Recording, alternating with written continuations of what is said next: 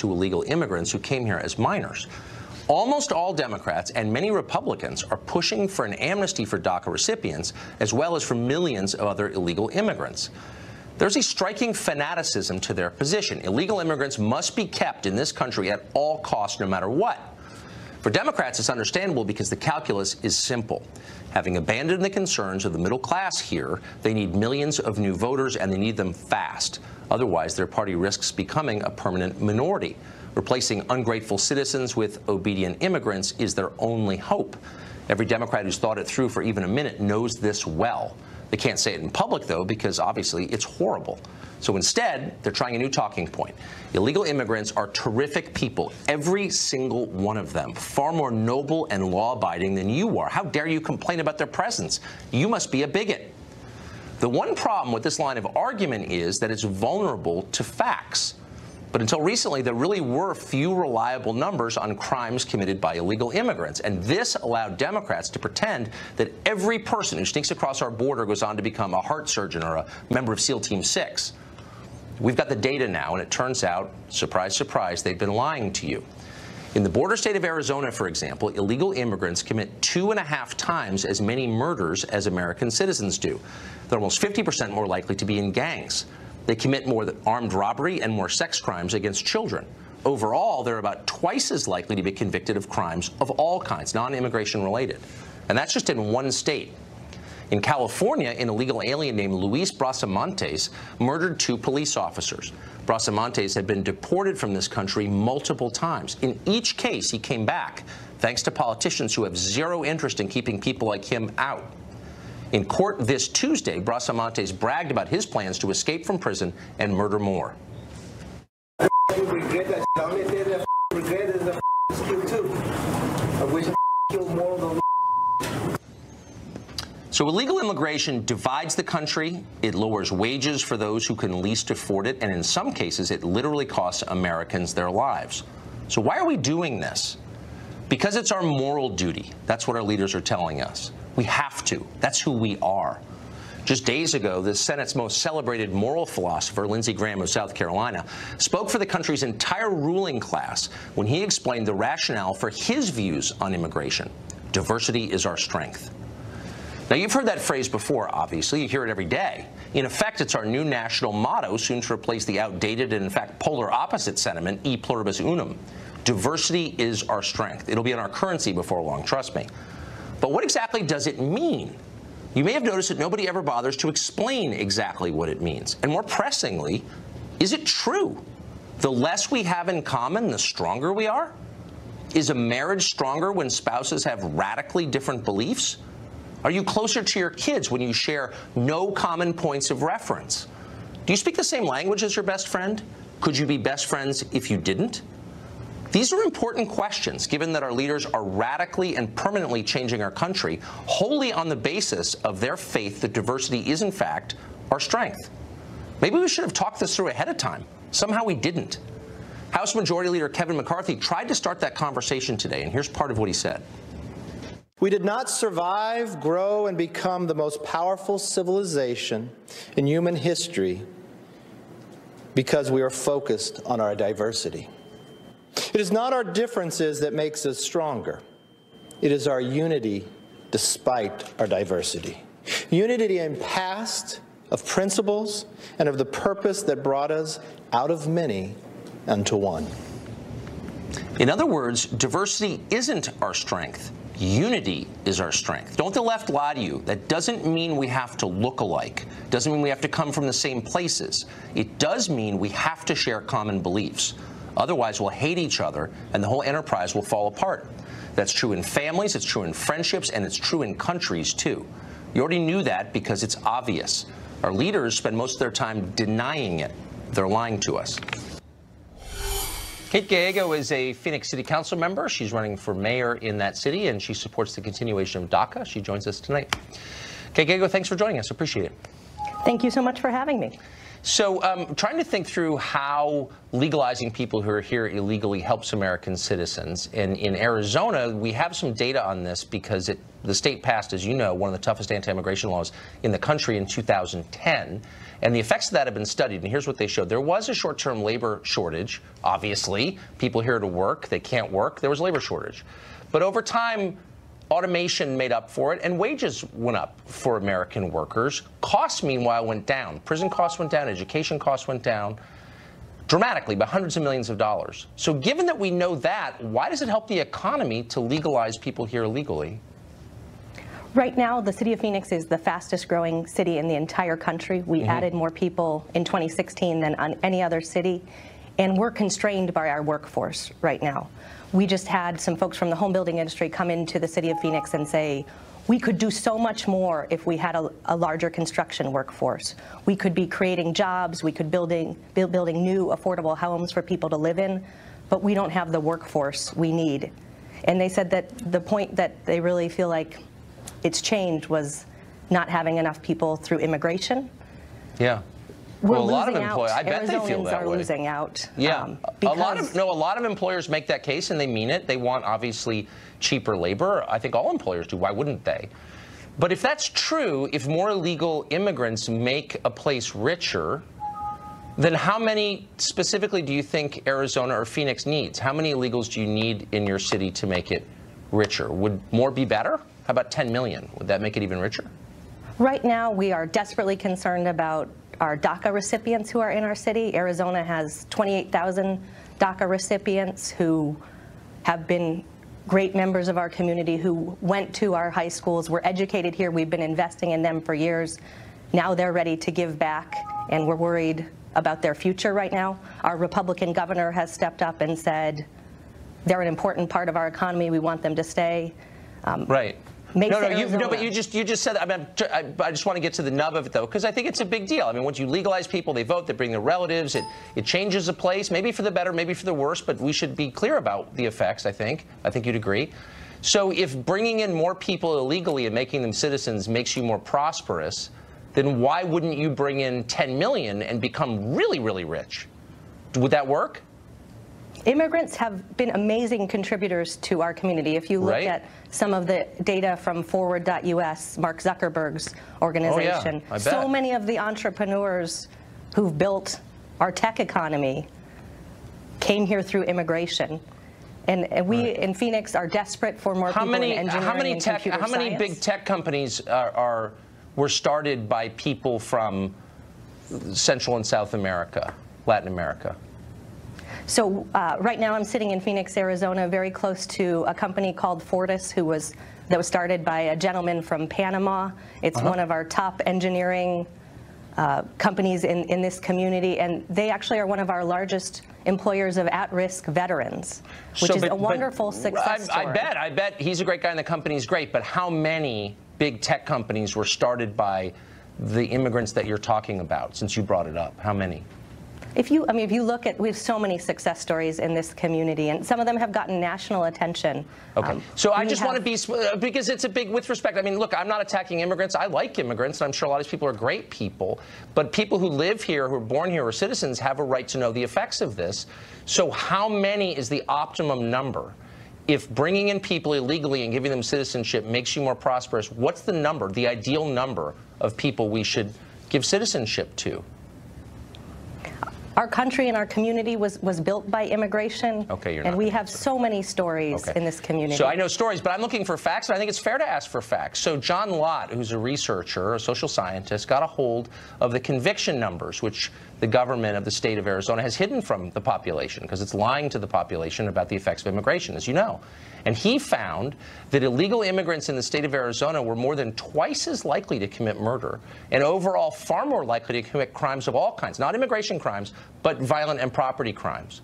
So given that, those are facts, how can you reassure the residents, the legal residents of Arizona of all backgrounds, that this is good for them? I don't understand.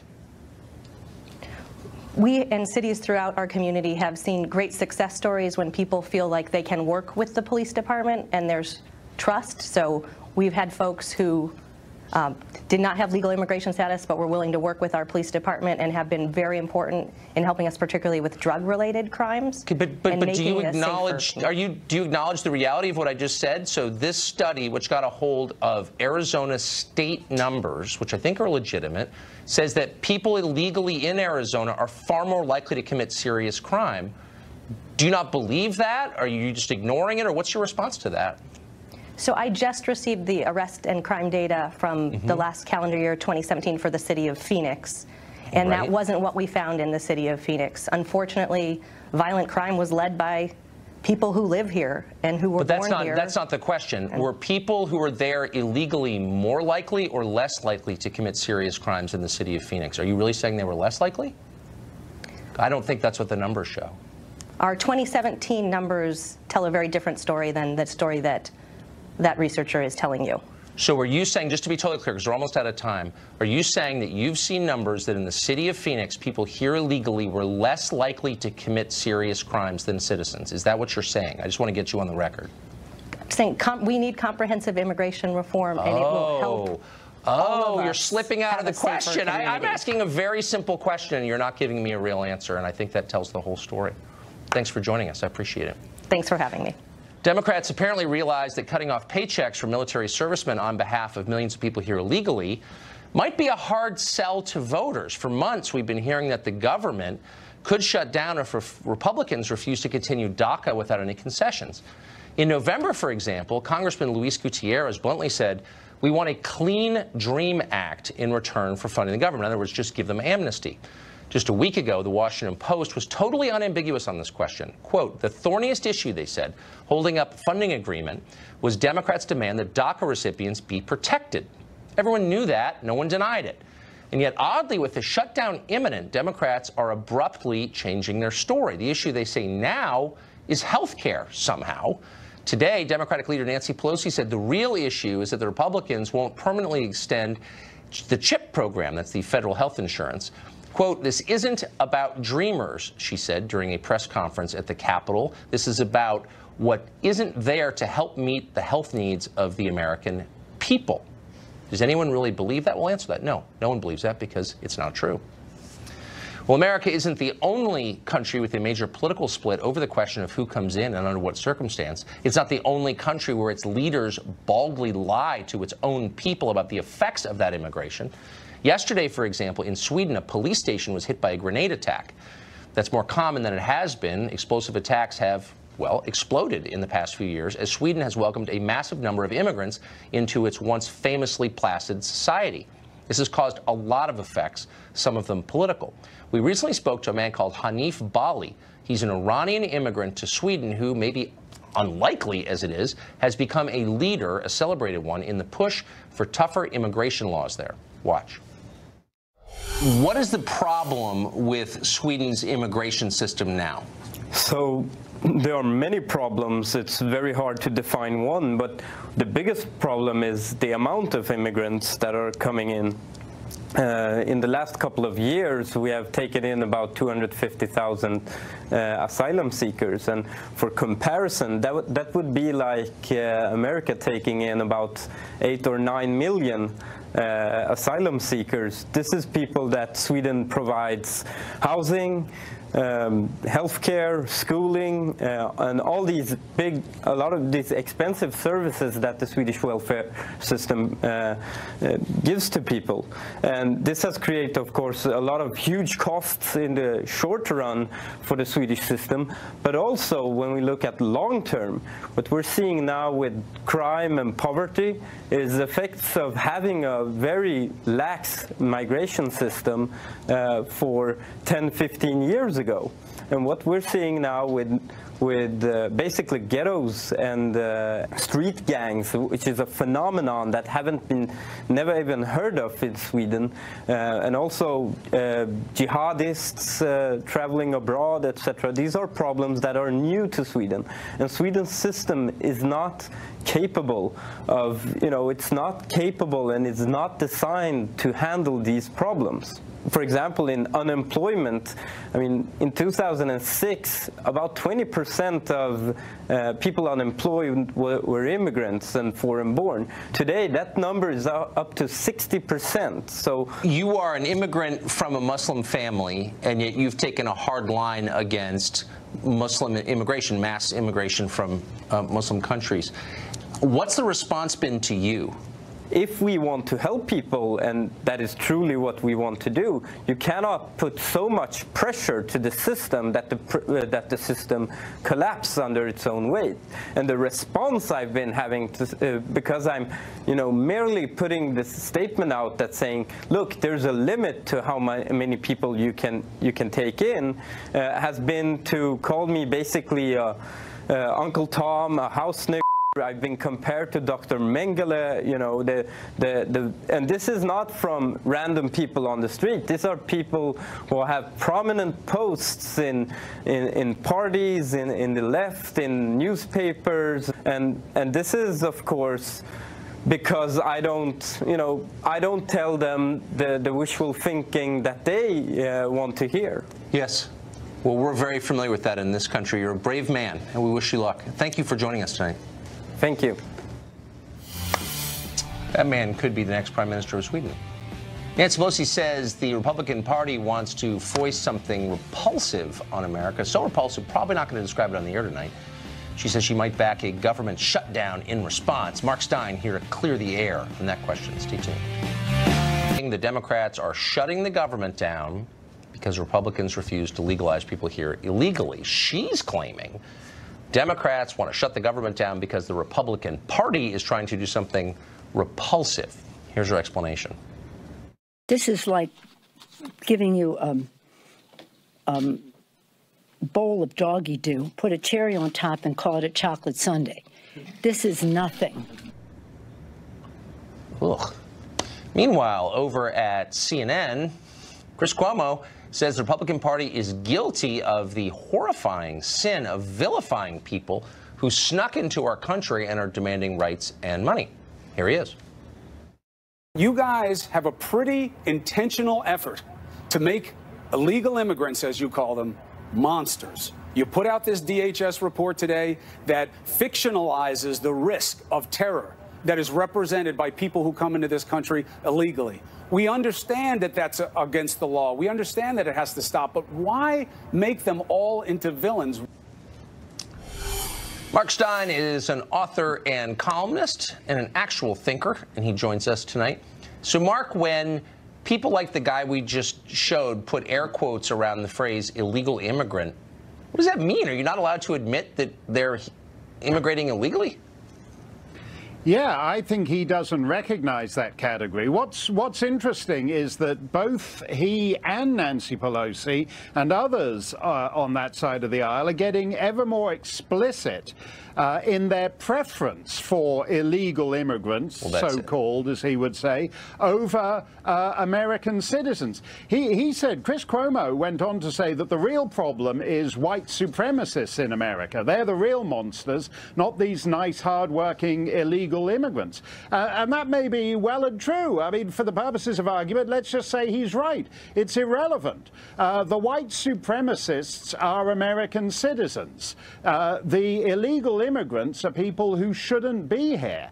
And the organizing principle of nation states is that they're organized on behalf of their citizens, whether they're citizens ever. You're stuck with them. And this preference that Nancy Pelosi and Chris Cuomo and increasing people have for actually importing a class of citizen that they prefer to the ones they're stuck with is actually very revealing. But how can you lead a country whose population you despise? I mean, would you be a good parent if you hated your kids? Would you be an effective officer if you didn't care about the safety of your men? I mean, doesn't that kind of prima facie show that you're not ready to lead if you don't love the people you're leading? No, I mean, you said, Sure. what about parents and kids? Every family, I think it was Malcolm Muggeridge who said that friends are God's apology for relatives. In other words, you pick your friends, you're stuck with your relatives. The Democrats are getting very close to saying that foreigners are God's apology for Americans.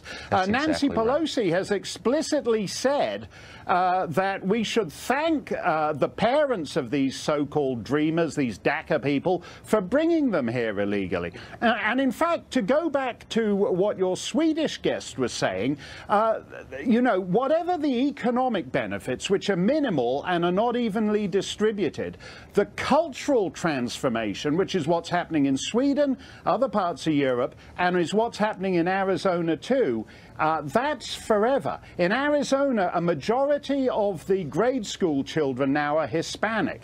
That means Arizona's future is as an Hispanic society. That means, in effect, the border has moved north. And the cultural transformation outweighs any economic benefits that that lady was talking about.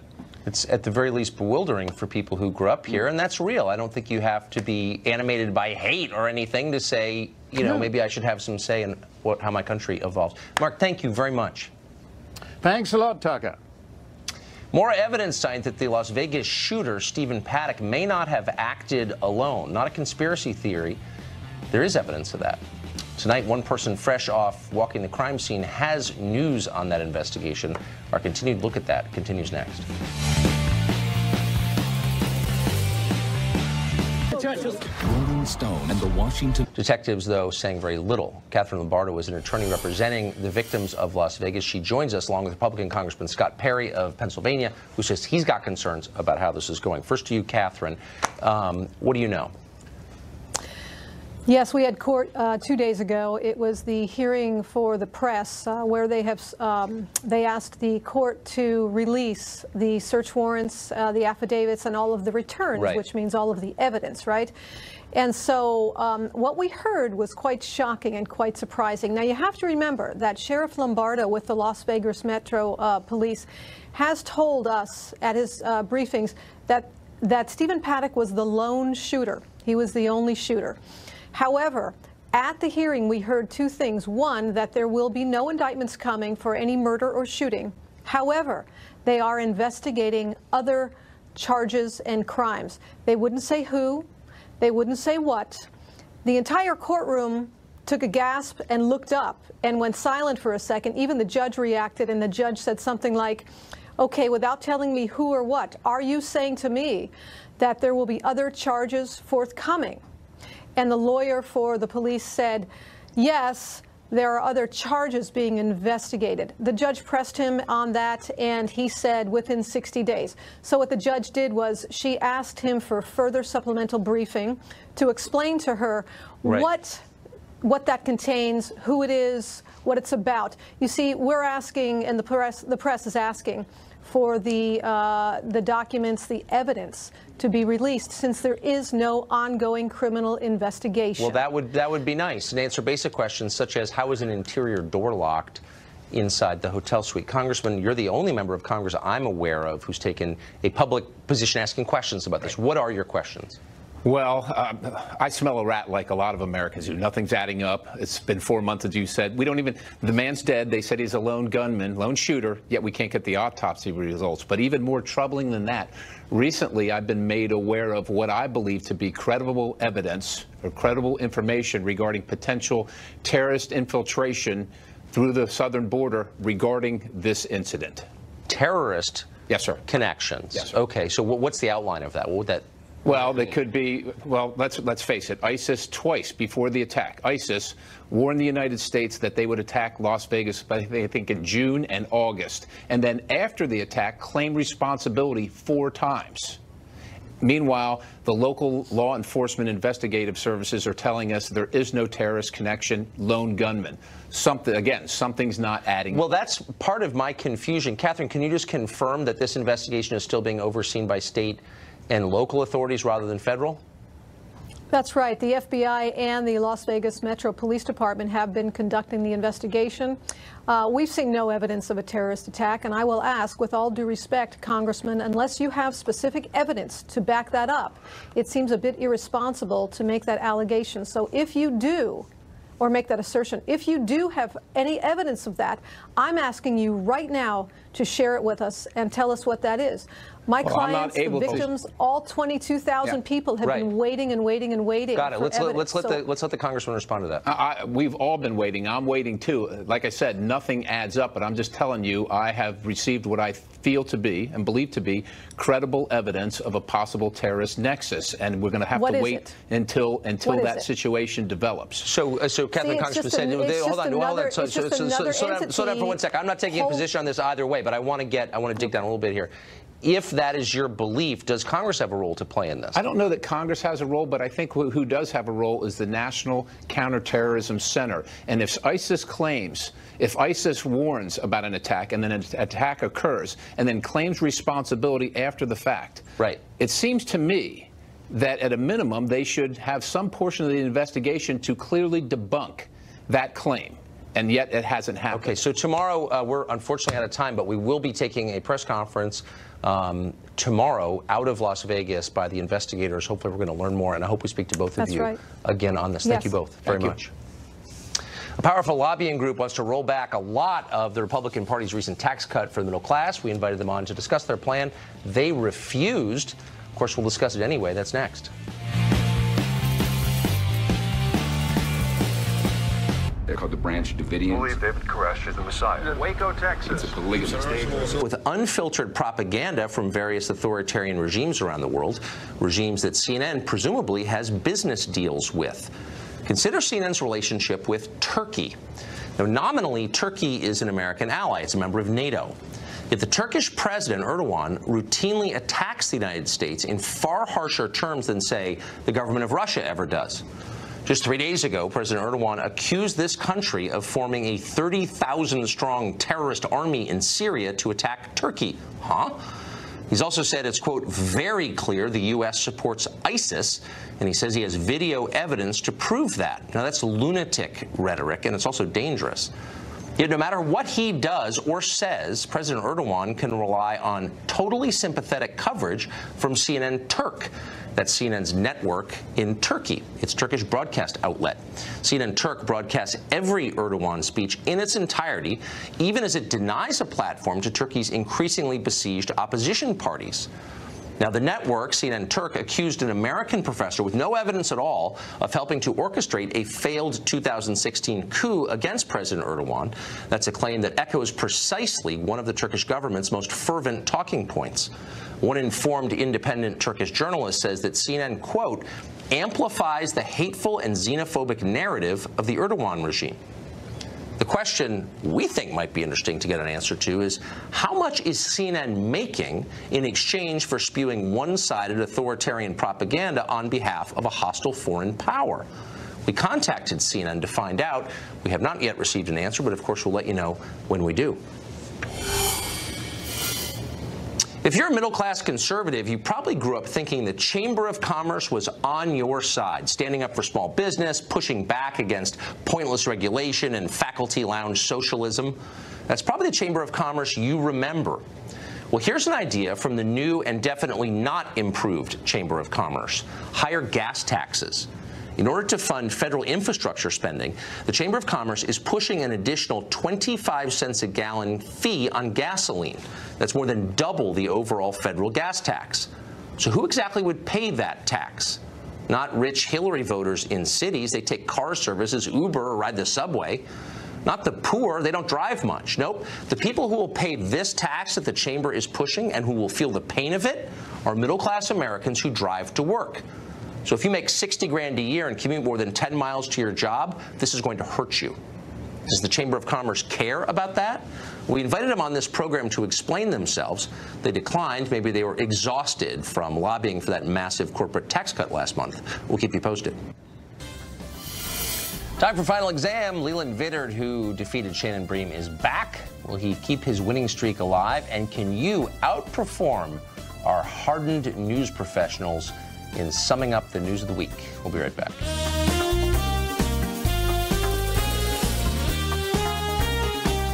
Patrick woke up with a sore back, but he's got work to do. So Last week, you'll remember that America's News headquarters host Leland Vittert ended Shannon Bream's legendary 9-match winning streak. Can he start a streak of his own tonight? That's the question. His challenger, Fox News Headlines 24/7 reporter Carly Shimkus, the pride of New York City. They join us both tonight on set. Not even close to nervous. Are you ready? You're close to nervous. I love it. Okay. Feeling confident. Are you? Do you know the rules? Let's refresh. Here they are. Hands on buzzers. I'm going to ask the questions. The first one to buzz in gets to answer the question. You have to wait till I finish asking the question before you buzz in. Each correct answer is worth a point. If you get it wrong, you lose a point. Best of 5 wins. Are you ready? Yes. Okay, good. All right. There we go. Question 1. North and South Korea will join forces in the Winter Olympics next month. The two countries have agreed to come together to create a single team for which women's sport? Carly. Figure skating. Figure skating. To the tape we go.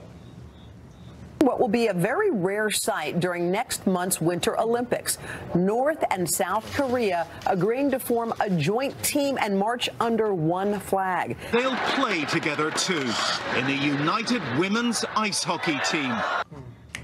So our judges have ruled that just because it's on ice skates, it's not the same. I think it should. I think we should do a half point. No. Can that be a new rule? Look, I'm not in charge here. We've got a room full of accountants. Yes, we could, brainstorm and they have said, here and think of something new. Unfortunately, we can't count that. All right. Nice try, though. Thank you. Question 2. You're about to see an image of a car dangling off the second floor of a dental office. Crazy dash cam footage of that incident went viral on the internet this week. The question is, how'd the car get there? Carly. Okay. A little bit of a backstory. The guy was arrested. He received a DUI. He flew over the median and because of the trajectory, ended up in the second story of that dental office. Wow, that's quite an Everybody, answer. I believe, walked away let's see if the tape reflects that. To the tape. This happened in Santa Ana. Look at that. They hit that medium, and then the car, as you saw, went airborne. Look at that. And it landed right into the second floor of a dental office. The car, there you see it, dangling right off that building. Isn't that unbelievable footage? The right word, median. And he walked away? Yeah. Well, everybody, there was nobody in the dental office, I believe, and he was, of course, arrested.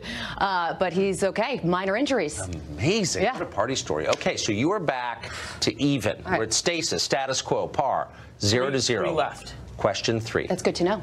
A medical briefing, a televised one for 58 minutes, revealed this week that the president is indeed healthy, but that didn't stop reporters from fat-shaming him.